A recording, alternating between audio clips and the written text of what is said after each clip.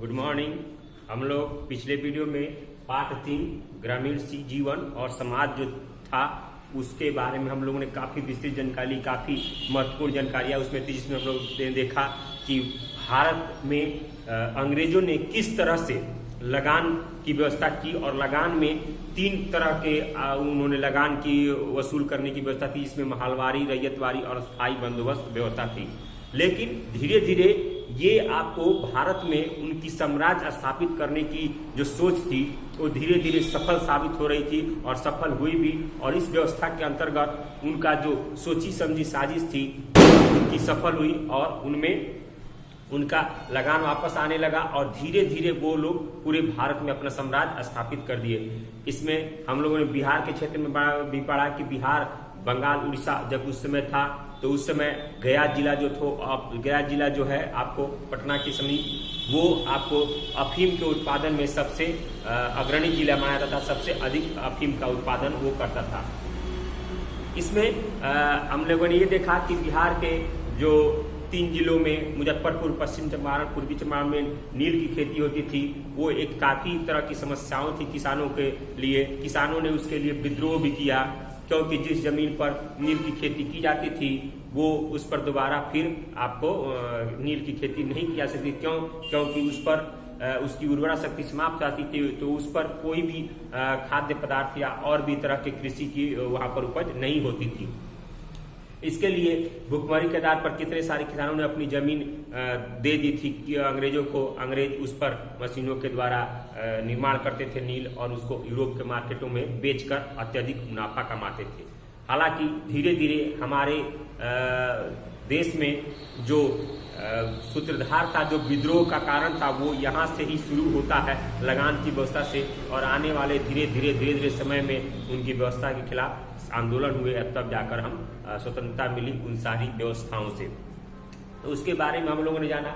अब इसका आपको प्रश्नोत्तर है, तो प्रश्नोत्तर में आपका पहला ऑब्जेक्टिव टाइप क्वेश्चन है। तो इसमें पहला है, बिहार में अंग्रेजों के समय किस तरह की भूमि व्यवस्था अपनाई गई?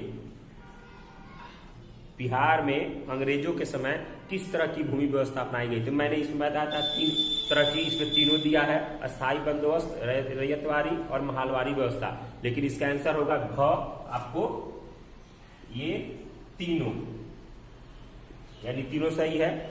दूसरा क्वेश्चन है, अंग्रेजों के आने से पहले भूमि का मालिक कौन होता था? यानी जब भारत में अंग्रेज नहीं आए थे तो उस समय भूमि का मालिक कौन होता था?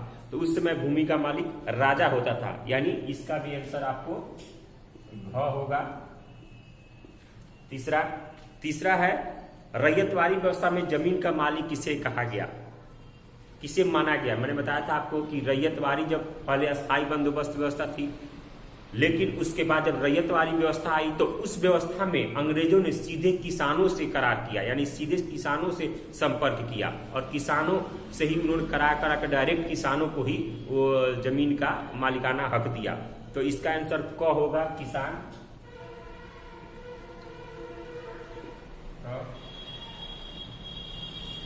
चार नंबर क्वेश्चन है आपका, अंग्रेजी शासन द्वारा भारत में अपनाई गई नई भूमि व्यवस्थाओं का प्रमुख उद्देश्य क्या था? तो इसका सबसे उचित आंसर होगा, भारतीय गांवों पर अपने शासन को मजबूत करना, यानी ख, यानी भारतीय गांवों पर अपना शासन को मजबूत करने के लिए ही उन्होंने इस तरह की व्यवस्था अपनाई थी। अब दूसरा है, निम्नलिखित के जोड़े बनाए।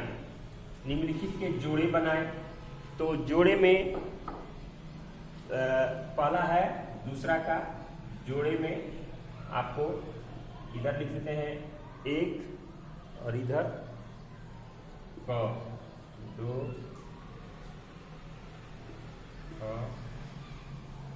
या इधर इसमें 1 2 3 4 है, क और ख है।